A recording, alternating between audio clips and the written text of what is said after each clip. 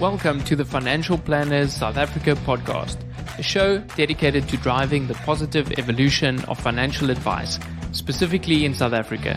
To join a global community of financial advisors, sharing and learning with one another to drive the positive evolution of financial advice, head to xyadvisor.com.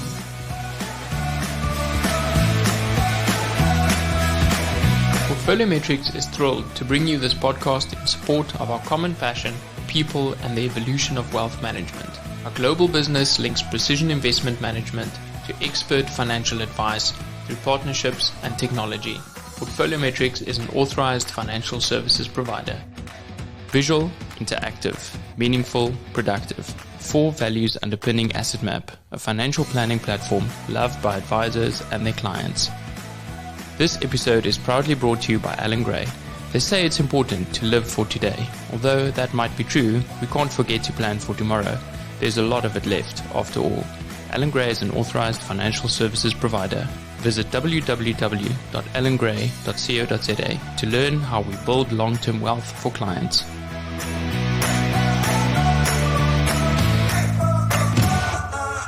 Welcome to another episode of Financial Planners South Africa. I'm really excited today to have someone that I've been listening to a lot, and it feels like I really know you, Brendan. It's Brendan Frazier from the Human Side of Money. If that doesn't sound familiar to you, please check out his podcast. We'll talk about it on today's show. We'll talk a little bit about how he got into the industry, what's broken, how he's making a change across the globe. Brendan, thanks so much for joining me today. Yeah, thanks for having me on. I'm excited for what you're doing and happy to be here and get a chance to spread the message about the human side of money, like you said, around the globe. And honestly, it's one of the coolest parts about this experience has been just getting to see how there may be differences as far as well, first of all, the name of money worldwide, right? Like the currencies are different. Maybe some of the technical skills are different, but people are people. Whether you're in the US, you're in the UK, you're in Australia, South Africa, people are people, and you're dealing with an emotionally charged topic of money. And so that concept, that seems to translate well around the globe. Absolutely. I was listening to Kim Potgieter yesterday, and she's quite forward thinking in terms of your money and your relationship. And she was saying that the first history or your first memory of money comes in at about the age of 7. I mean, that's crazy. And oftentimes we don't even realize that. Yeah, we had somebody on the show that pointed that out to me as well, which blew my mind. And as a parent of 2 young boys, just thought to myself, wow, no pressure. There will probably be some moment when we're sitting there like at dinner or, interacting where I say something or do something that'll forever impact the relationship that they have with money. I've heard one term called financial flashpoint. So it's a point in your life where you don't even really realize it, but it's a point in your life that forever shapes the way that you think, feel, and behave around money. And they mostly happen early on in your childhood. I mean, no pressure to all you parents out there. Yeah, I'm in the same boat. Hey, if we feel that pressure, if you're a parent and a financial planner and you're worrying about these things, as if worrying about clients is not enough. Hey, that's right. So you started this podcast a year and a half ago, right? And you're getting all the big names across the globe. Like, what started this process, and how did you take that first step? Yeah, so I think the best way to explain it is to go back and talk about a meeting that I was in about 4 years ago, maybe 5 years ago now. So I used to consult with financial advisors. And so the cool thing was I got to consult with thousands of advisors, which means you get to see a lot of the best. You get to see some of the not so great things that we all know exist that's out there. But I also got to sit in on a lot of client meetings. So I got to be a part of seeing how these advisors were working with their clients. And I'm not going to go into the details because it doesn't make for great audio, but it was one meeting where this advisor had been working with these clients for, it was at least 10 years. And so ever since they started working together, the whole goal was to get this couple to the point where their husband could retire so they could, do the things that everybody says they want to do when they retire. So this meeting was because he was finally to a point where he was going to be able to retire, right? So they were coming in, we put together this income plan for him to show him how he could live the rest of his life off of the money that he had saved and he could retire, didn't have to work anymore. And so he comes in and he sits down. He's across the advisor and I are on one side. He and his wife are on the other. And we put up on the screen the financial planning software with the projection that shows, hey, here's, if you do these things, you can retire. You're going to live off of your investments that you've been saving up for. This is the moment you've been waiting for your whole life, right? So if we look up there, I think it was like a 93% probability of success that he could never outlive his money and live and retire and be happy. And so in that moment, I remember thinking, like, as I looked across the table, that should be a couple that's filled with joy or relief or happiness, or, this is the moment they've been planning for. And on the screen, they saw a successful picture they'd always envisioned. Right. So here we are. I look across the table, and it wasn't joy that was painted on his face. It was an image of fear. It just straight fear, and it was obvious. It was palpable. So the advisor asked, kind of like, hey, you don't seem to be, you seem a little bit hesitant. Is there something that's not like clicking here? And he said, he's like, I get this. I get that I can do it, but I can't stomach my money being invested in the market when it's the money that I have to live off of to fund my lifestyle. And so the advisor said, okay, well, let's look at what it would look like if we didn't invest your money, right? If you wanted to feel safe, feel more comfortable, what would that look like? So he changes the allocation, reruns the scenario, puts it up on the screen, and all of a sudden, the probability of success drops down to the mid-70s. All right, so if there was ever a moment where facts and numbers and visuals should prevail, where you would think that you could make it the best decision based off of numbers alone, that would be it, right? Like, if you want to retire, this option one gives you a 93% probability of success. Option 2 gives you 75. Clearly, there's a best option, right? Well, he didn't go with that option. He said, I can't stomach it. I can't do it. I get that the numbers say that. And it was this clear moment of, logic's no match for emotion. And so I remember thinking in that moment, it didn't matter what he did, that advisor did from a technical standpoint, from building the plan, the portfolio. None of that was going to give the client the life that he'd wanted. What that advisor needed was a completely different skill set to be able to guide the client through what he was thinking and feeling in order to make the best decision. And so that was an eye-opening moment for me. And then so I started asking, after that, these advisors when I would meet with them, how much of your time do you feel like is spent learning how to deal with the human side of things, right? Like their psychology and behavior and emotions, because I would hear all the time, Brendan, sometimes I feel like I'm more of a psychologist than I am a financial planner. Or sometimes I wish I had a degree in psychology instead of a degree in finance or economics. So I just kind of started asking what are you doing, or what do you do to get better at that human side, essentially? And everybody would just say like, well, I know it's important, but we don't really get any training. We don't really have any resources to get better at it. So it's this moment of like, okay, hang on, wait a minute. Most people admit that it's necessary, or admit that it's important, that it's crucial, that it helps in the relationship, but nobody knows where to go to get the resources to do it. So that's kind of where the idea was born, was A, out of a need, and then B, out of my weird, oddly strange passion for human behavior and psychology. I've always kind of enjoyed it anyways.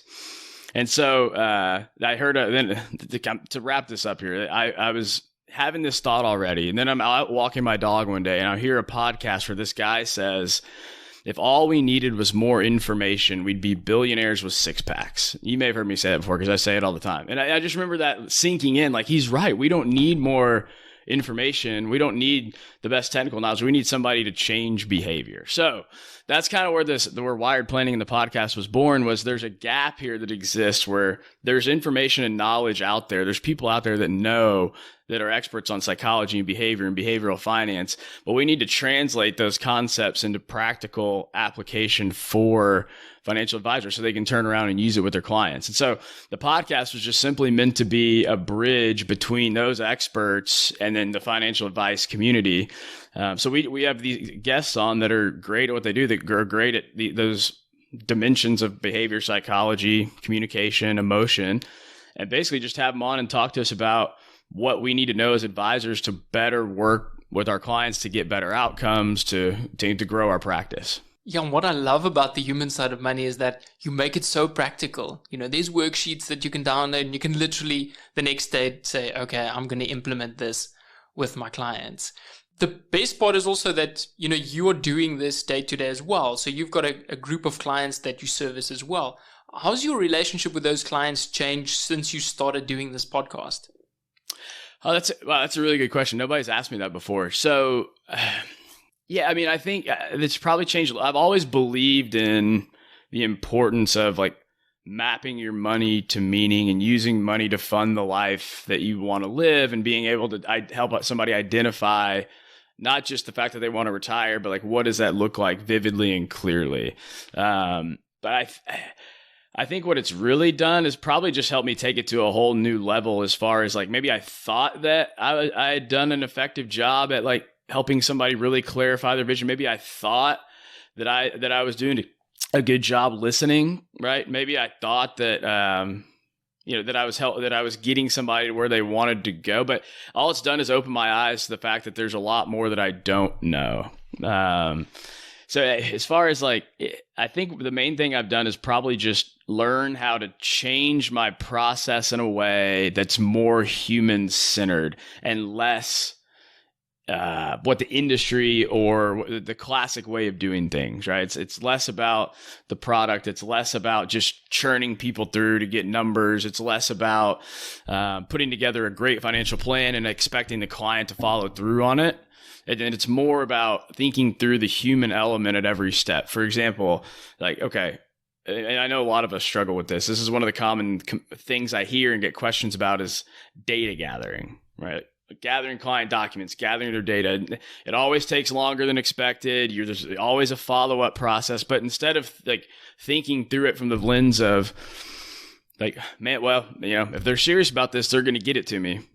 Taking a step back and going, okay, what is it that they're thinking and feeling in that moment that may be preventing them from getting us what we need? And then where are our systems and processes? Where are they layered with friction that we don't even notice, right? So like just looking at it from more of a human-centered lens and saying, these are real people that we probably have friction in our process. If they're not getting it to us like the way that they're supposed to, there's ways to make it better.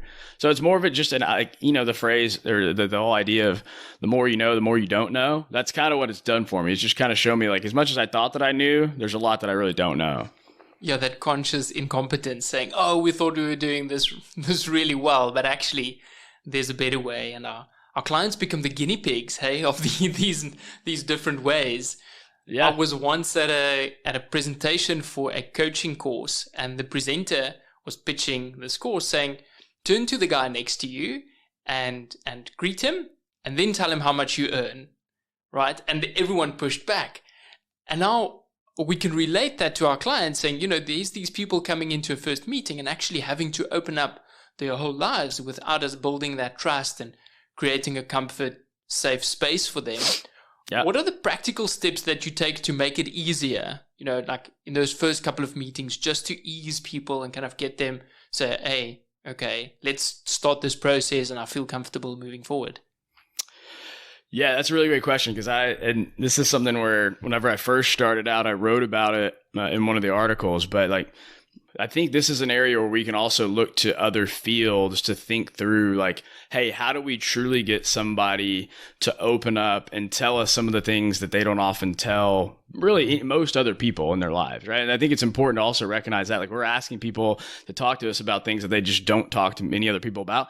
And they probably don't even talk to their best friends about when they've had 2 or 3 bottles of wine, in fact. So the question is, how can we facilitate that? Now, I think there's something to be said about when somebody comes in, that they're more willing to talk about it, they're more open to talk about it because they know that in order to get the result that they want, they have to open up a little bit, right? But there's still an art to being able to get somebody from just regurgitating or throwing out their financial data to actually talking about something that's truly emotional to them. And not to mention the fact that some people can come in and think, hey, you're a financial advisor, you're not a therapist, right? There's always this fear of like, are they going to wonder why I'm trying to ask about what they want what their family values are, for example, right?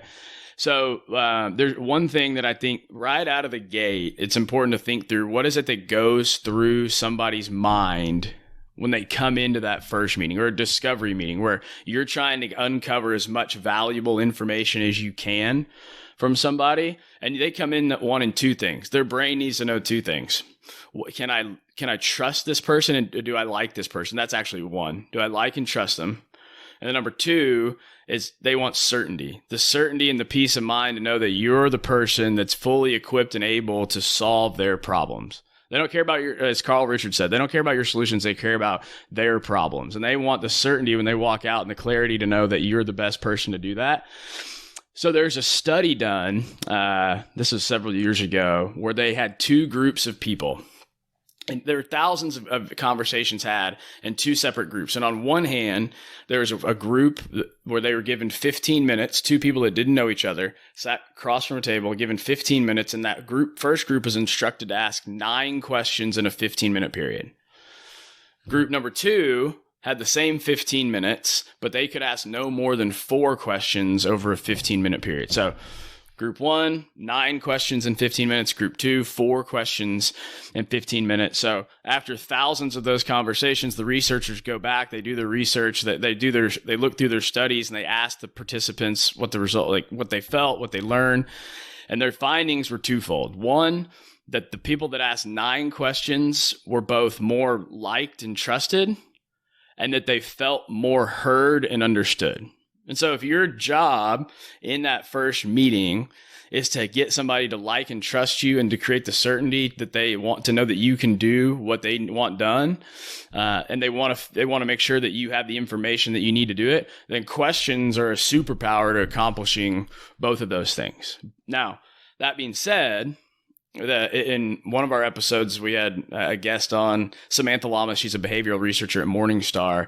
And she said that when she went into a meet with an advisor for the first time, she's in the industry. She goes in, she sits down, the advisor asks her within 2 minutes, so what are your goals?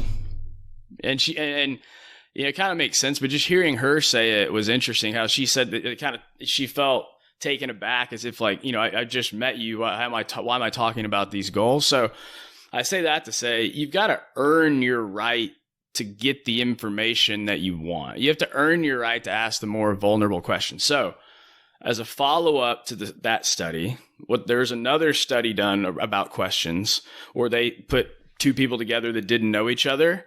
And in one of the groups, they had them ask a structured, ordered set of questions where they escalated in intensity and vulnerability. And the people that had that conversation reported being more well-liked and were gaining more valuable information than those that just randomly asked questions as they came about. So I say that to say this.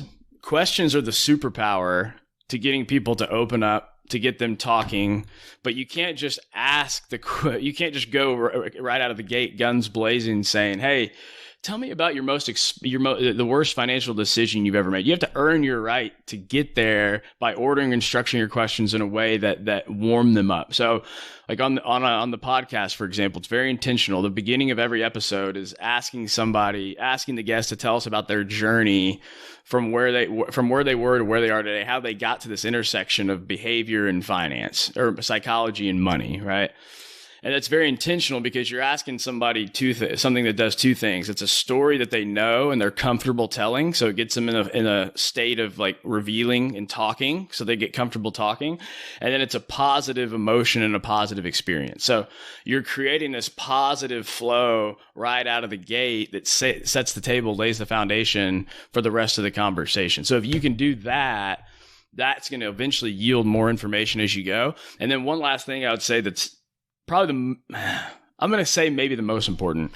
It's just the concept that the most powerful question you can ask a client, a friend, a colleague, your spouse is a follow-up question. Not basically because if you think about it, when somebody's talking to you, they're always wondering, like, do they care? Are they listening? Should I keep going? And what follow-up questions do is they immediately signal to the other person that you are interested, that you do care, and that you want to know more. So just simply asking follow-up questions to clarify what somebody said is going to open the floodgates of information, maybe more so than anything else that you can do. Yeah, and I'd couple that with, being present, because you can't ask a really good follow-up question if your mind is wandering or you're not actively engaged. And like you said, it has to be human-centered. It's human-centered advice. Yeah. A big pushback we always get around the kind of, coaching human side of money approach is that, this will take way longer and my clients don't care about these. They just want a product solution. What is your response to that? I'd love to hear it from the man that does this. Yeah, I mean, okay, so I think it's twofold. So one, I asked George Kinder this same question. So for those of you that, I guess most people probably know George Kinder. If you don't know George Kinder, he's the father of life planning. And so that's what I wanted to ask him, right? It was like, because he's been doing this for 30 years. So I have my thoughts. I'm happy to share them. And I asked him the same thing. I thought, one of the hesitations I've heard around this idea of, with life planning anyways, they're getting deep and understanding somebody and their values and their emotions, is that it's not scalable. Like, how could it's not scalable. How do I do this? Because it takes more time.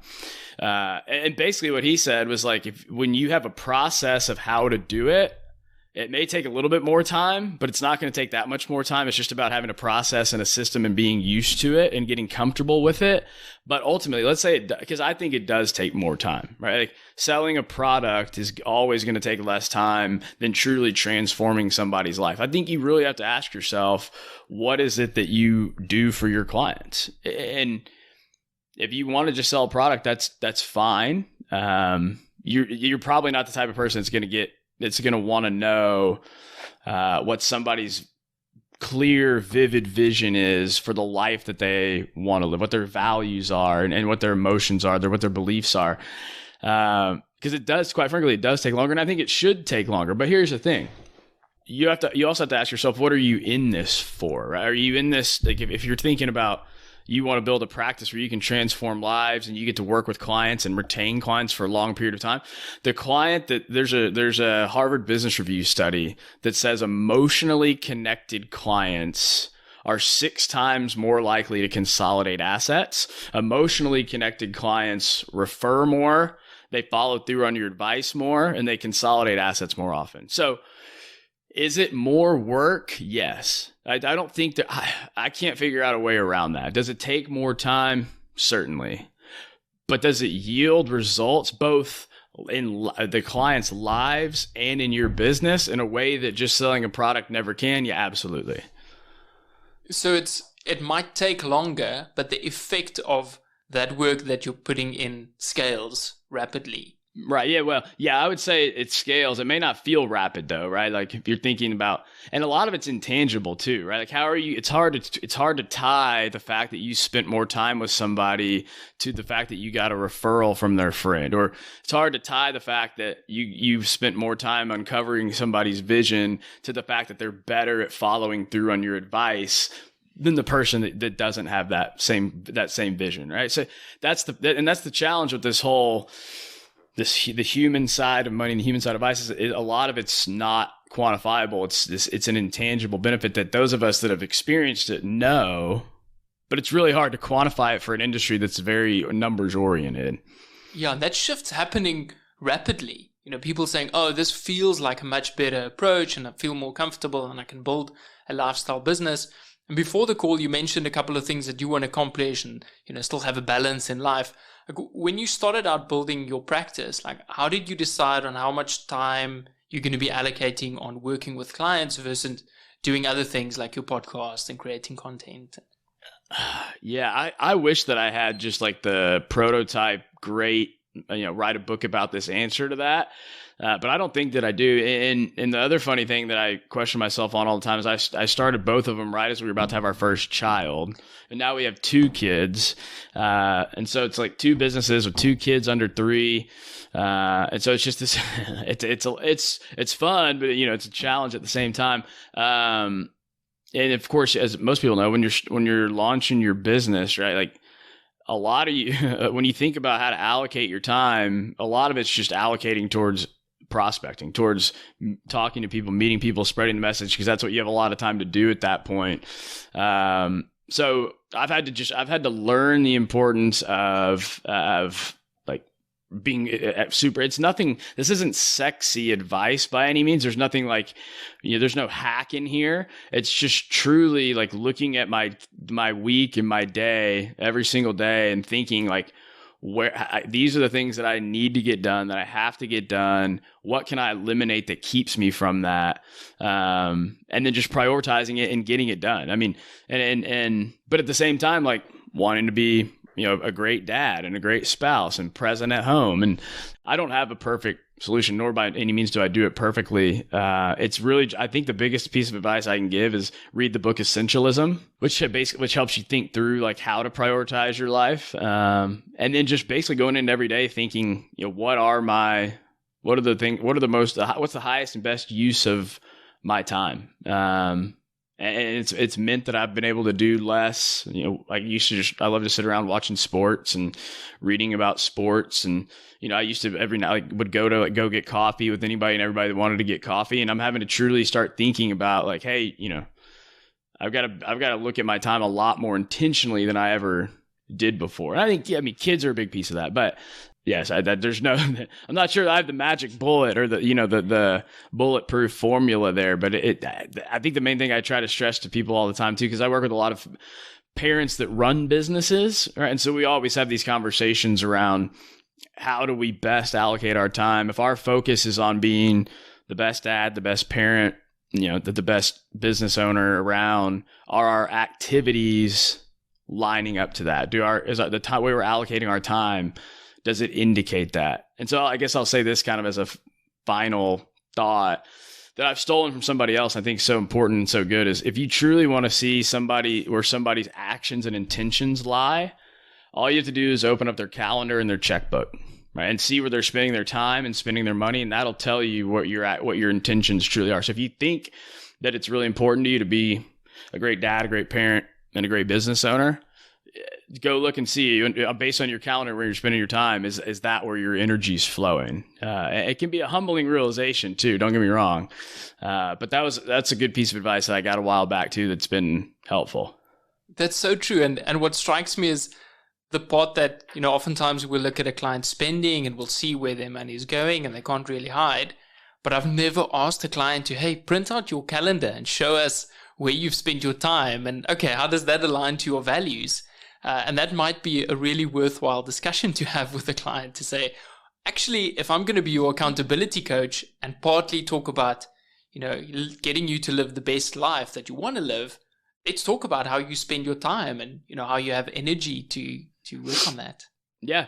No, that's a thought that I've had while running before, right? It's like, I feel like maybe there's a way, I don't know this for sure. Like we can see how people spend their money, right? We know that part, but what if we also, like, as a part of the data gathering process, got an inventory of how they spent their time, right? Or even helped them on how to spend their time? Because you're helping them live the best life they want to live. Money is one way to accomplish that, but like you can have all the money in the world, but if you're not spending your time in alignment with your values, it doesn't matter. So, anyways, I don't know. I haven't done that. There may be somebody that does. I'm sure there probably is actually.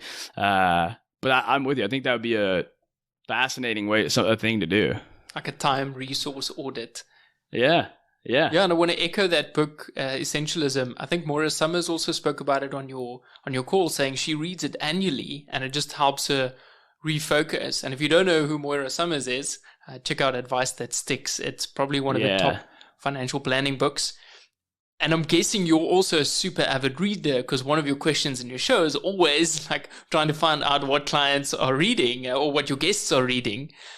What's on your stack? I'm assuming it's on a Kindle or on a kind of shelf at the moment. Like, what are you consuming at the moment? So I'm one of those weird people, and this is not, I'm kind of like I'm a dying breed where like, if I'm going to read a book, I'm reading it in hand, like the Kindle. First of all, I know I should use a Kindle, I can't do it. And part of the reason is because I want a library in my house one day. Another part of the reason is because like something about holding it in my hand, I comprehend it better. But so I just finished Essentialism, which for those of you, so for the longest time, I thought in my mind, like Essentialism, I get the concept, right? Do the things you're supposed to do. Don't do the things you're not. Seems pretty simple.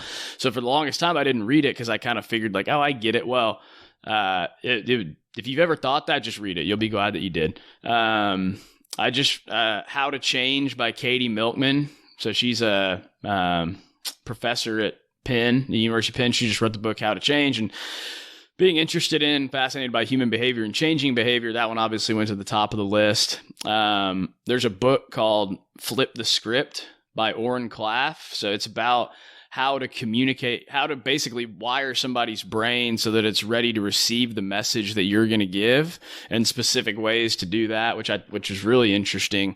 And then a book called, I've got it right over here, so I'm looking at it. It's called Sprint: Solve Big Problems and Test New Ideas in Just 5 Days.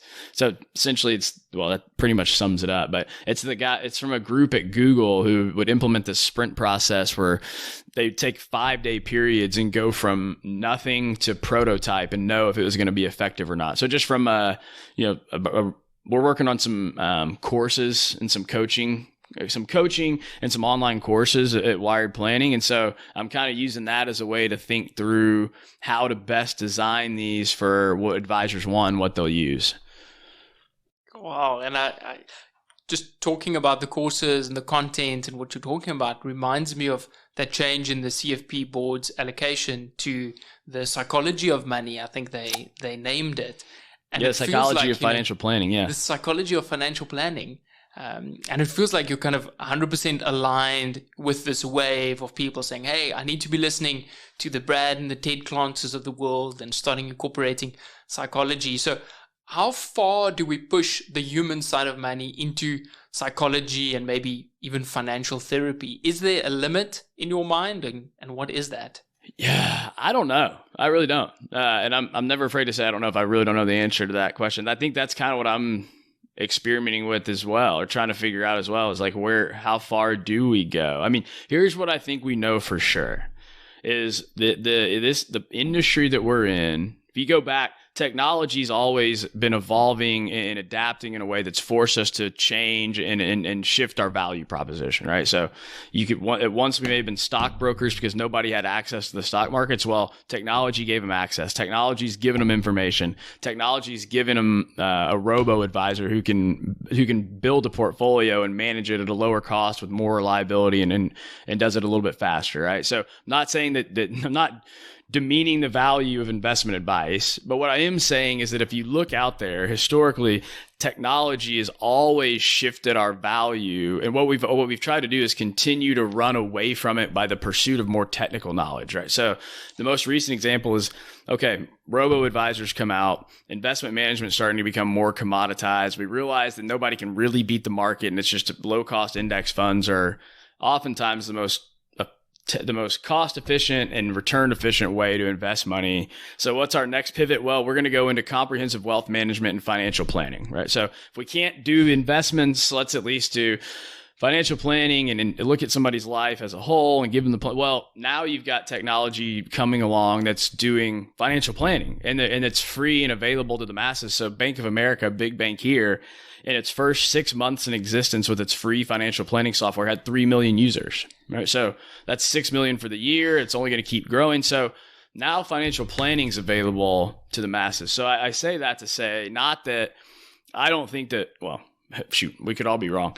But I don't think that technology is going to replace the value of technical knowledge completely. What I do think is that it's shifting the value more so to the human side of advice and the human side of money than it is right now. So it's certainly going to keep shifting that way, right? So if a computer can do what you do at a lower cost, at a faster speed, and more reliably, those things that you do that it can do better, it's time to kind of start thinking about, all right, should I let the computer do that, for lack of a better term, technology, the computer do that?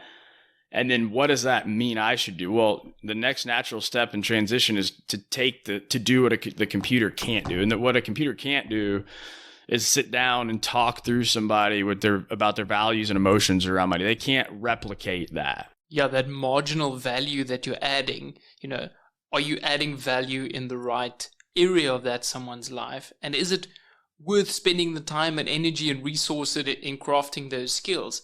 And it feels like you're almost looking 10 or 20 years down the road saying, hey, what are the skills that we would need then?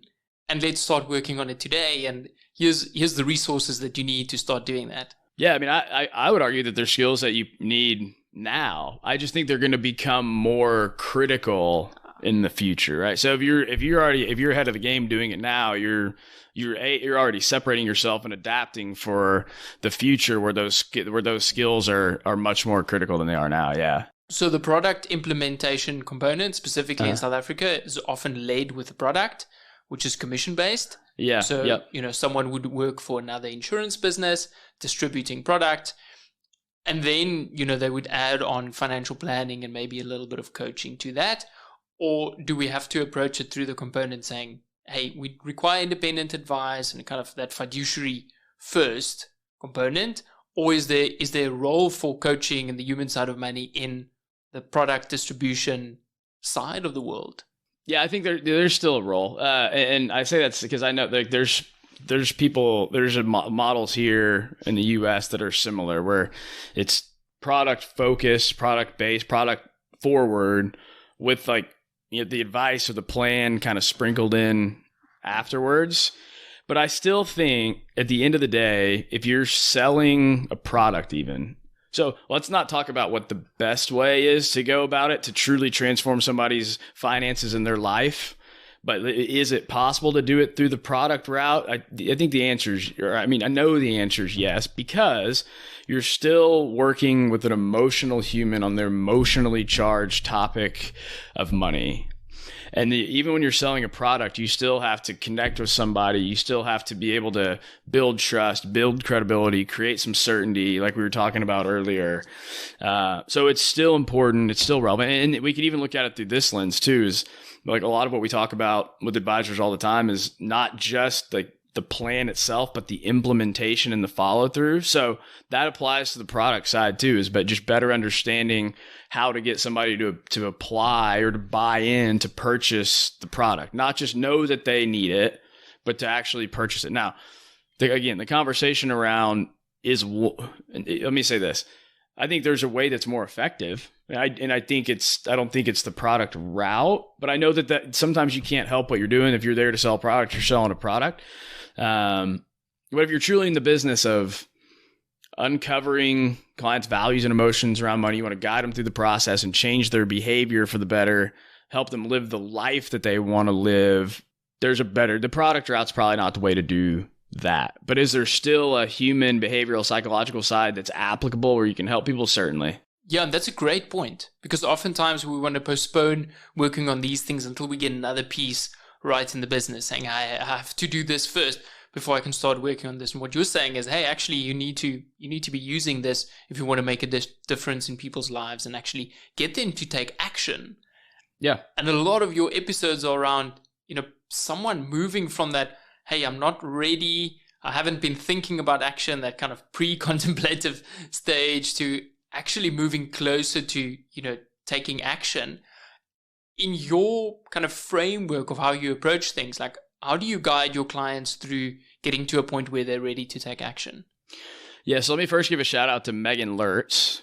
Do you know Megan? Have you read her work? Big fan. Okay, yeah. So I think I'm on record as saying that I think she's putting out some of the absolute best content in the industry right now on just the human side of money is what I'm familiar with calling it, but just how to get people to change, how to deal with human beings. So she writes for Kitsis.com, Nerd's Eye View, and every week I look and there's a new article out, and I'm looking at it going, how does she do this? This is unreal. And if you're interested in hearing from her, we had her on the show, episode 10, talking about how to bridge the gap between your current and future self. But I really like that question, because that's one that we think through. I think through with it a lot with advisors is, how can you implement this in your process, in your practice, in your process to get people to move and change behavior? So the first thing you have to do is start with what we call the friction and fuel assessment. So start thinking through where in your process, where in your practice you experience the most friction. Or maybe another way to think of it is this: if you could remove one part of your process at any point working with clients, if you could remove one part and it would make the rest of it infinitely easier, what would it be? So the three areas where we hear that most often are data gathering, let me back up. Going from prospect to client, Then once you get them to sign, once they're a client, going from client to data gathering, getting them to actually send you all of their documents, which is not only a hard task, but also an emotional one because they're opening up their financial life for you. And then after that is the actual implementation of the advice that you give, right? And so there's a number of things you can do, like, tactically small things you can do for each of those. What I would say is this: if we're looking for just one thing you can do that makes the biggest difference to spur and ignite behavior change at any point, at all 3 points in the process, it's getting somebody to be clear and vivid and in touch with their why, their values, and their visions, and understanding why they're doing it and what you do for them. So, for example, and I use this example a lot, so if you've heard it before, I apologize, but I think it's relevant, it's important. So if you want somebody to go from, you have somebody in your office, they're a prospect, we'll call it. They'd be a good client. You want them to be a client. The best way to get them from potential client to client is to show them the fact that you can get them from where they are to this clear vision of where they want to be. You can transport them, you transform them into that result that they want, right? So that doesn't mean that nobody gets excited about, hey, Brendan's going to be the guy that gets me to retirement. Like, that doesn't fire anybody up. But what will fire somebody up is if they think to themselves, if you help them get to the point where they know it's not just retirement, it's the fact that I get to go 2 times a year to Disney World with my 2 kids and 4 grandkids, where we're going to stay at the Swan and Dolphin and spend this time together going to these parks. A very vivid, real description. That's just one example. And it's one that I give a lot because I've seen it in practice so many times. But just uncovering the fact that that's their vision, that's what they really want, which is hard to do, by the way. And then also acknowledging through that what they really want isn't to retire. They want to spend more time with their family and the people they love the most.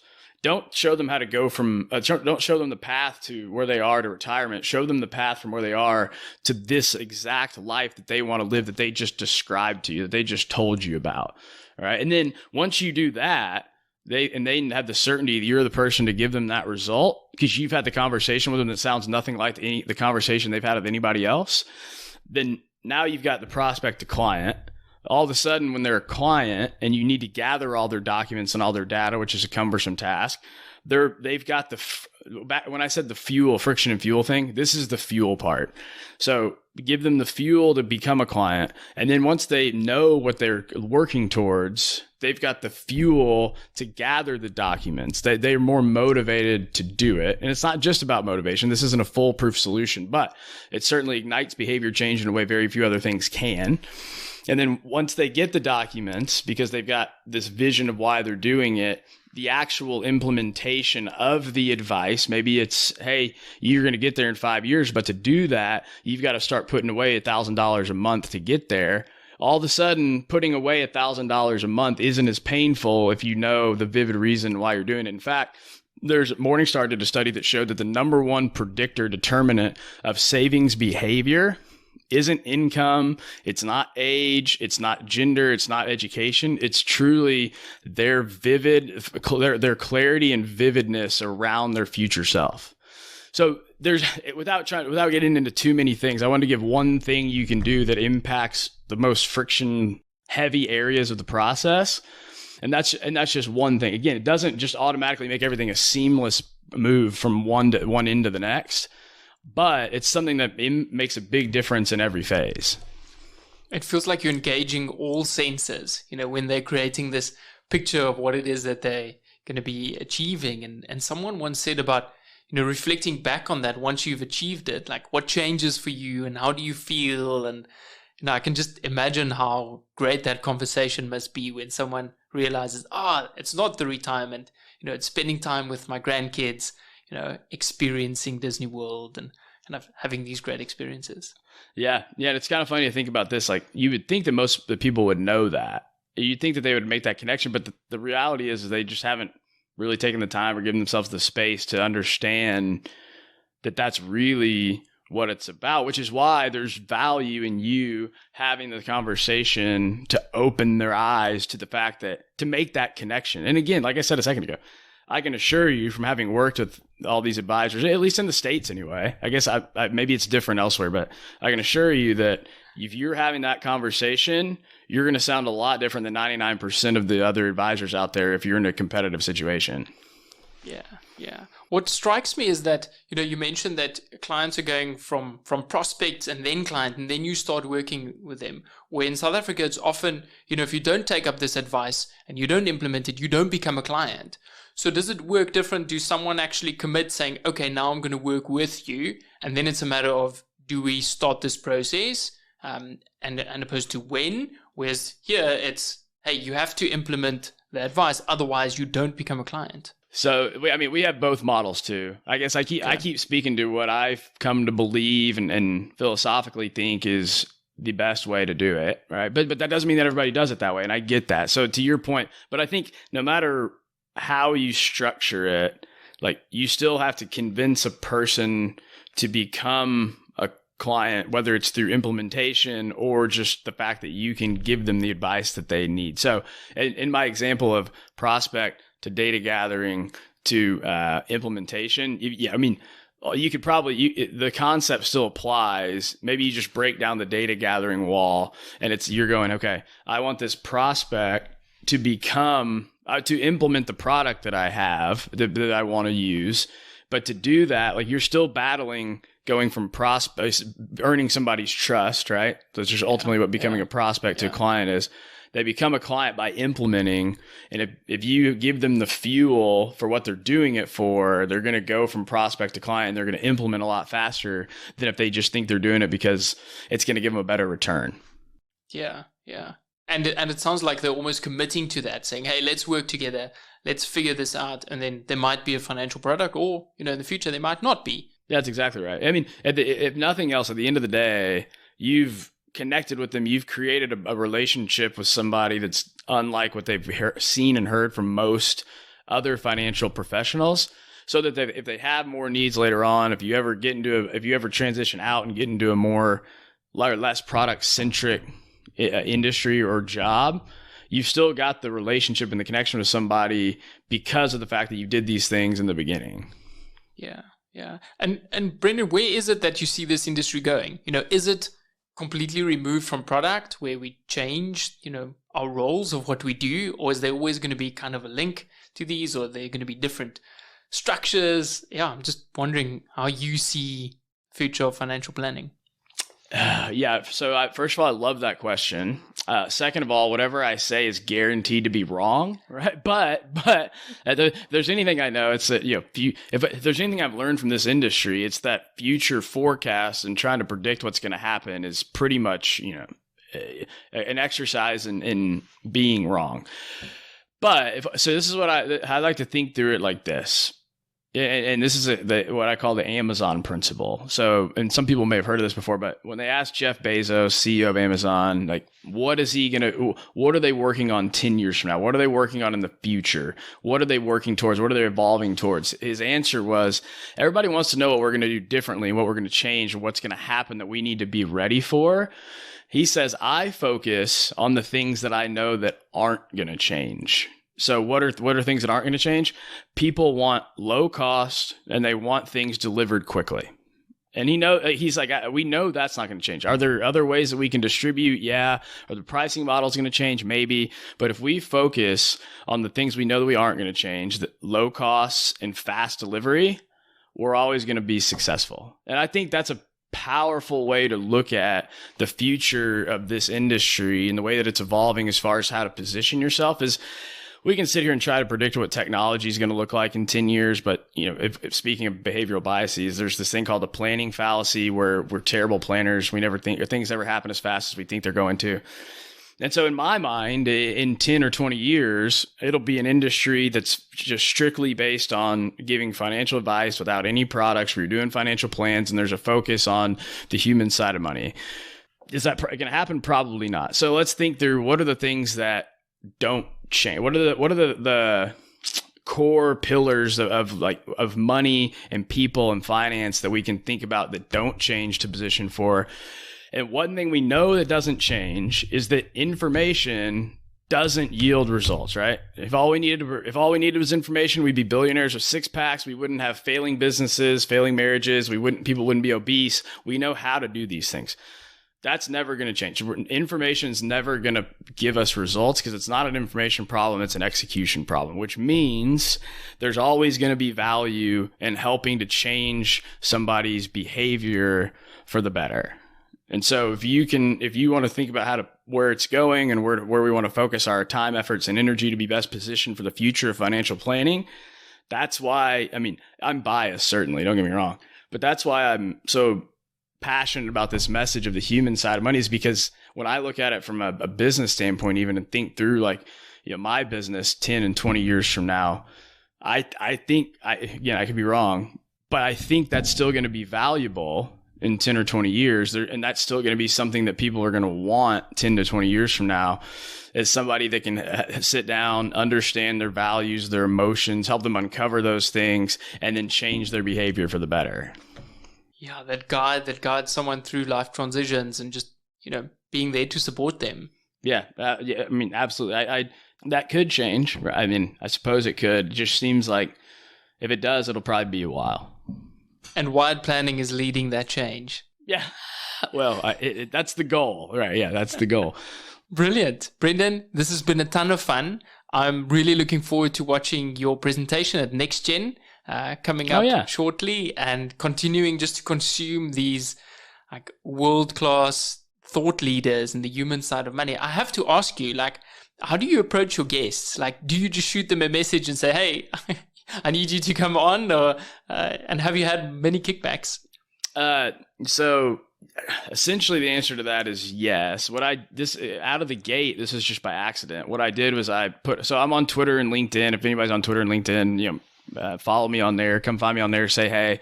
And so what I did was I put out this question to the FinTwit and then the LinkedIn financial Twitter. The LinkedIn community and then the financial Twitter community, and just said, hey, if you could have a roundtable discussion. It's a question I ask on the podcast now, but I asked it before. If you could have a roundtable discussion of anybody to talk about behavior, psychology, and money, who would it be? So I got a long list of all these possible answers, and then people were tagged in the responses, right?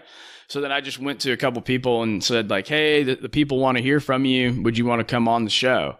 And that's kind of how it started, was just reaching out that way, via sometimes on social media, sometimes on email. But then now, it's kind of cool. And you'll see this too, but now it's to the point where you have people that are reaching out to you that want to come on, or you reach out to a guest and they know they're either aware of it, or they see that you've had other guests on that that they're in circles with, that they sort of associate themselves with. So they sort of this shortcut in their mind that it's this is a good use of my time. So that being said, I have to thank the guests that I've had on, because without them, there's no show. There's very little value to be had. And so they've been awesome, and they're a big reason for the success that I've had. So I try to thank them at every chance I can get. I love that social nudge that you've used just to get them in. Hey, don't disappoint your fans. You have to be on the show. Well, I wish I could say that was intentional. That the reality is that it was sort of by accident. Well, it's a extremely valuable resource. So if you haven't listened to the show, please check out The Human Side of Money and subscribe to their newsletter. It definitely is one of the most valuable resources in the industry. So you're not getting that wrong. Brendan, you mentioned people can get hold of you on LinkedIn and Twitter. Is there anywhere else they need to have a look at? Yeah, well, if you like podcasts, if you're listening to this, you probably do. Check out The Human Side of Money, see what you think. And then, like you mentioned, we've got the once a month we send out a newsletter to advisors. It's basically a roundup of behavior, psychology, and communication with some nuggets about how to apply it to your practice, and get great feedback on that. So you can go to the website, wiredplanning.com, Hey, if nothing else, you can go there and kind of check out the mission and what we're doing. And then you can sign up for that newsletter there, or check out the podcast. Follow me on LinkedIn or Twitter. I tell everybody that I learn the most and get the best ideas for content and guests and what to be talking about from the conversations and interactions that I have with advisors. So that's invaluable. So don't hesitate, reach out. I love interacting and learned a ton from it. Brilliant. And we'll wrap it there. Thank you so much. Great. Yeah. Thanks for having me on. I really appreciate it.